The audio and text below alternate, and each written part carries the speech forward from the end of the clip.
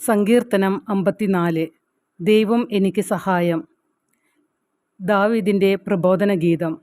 ദാവീദ് ഞങ്ങളുടെ ഇടയിൽ ഒളിച്ചിരിക്കുന്നു എന്ന് സിഫ്യർ ചെന്ന് സാവൂളിനോട് പറഞ്ഞപ്പോൾ പാടിയത്.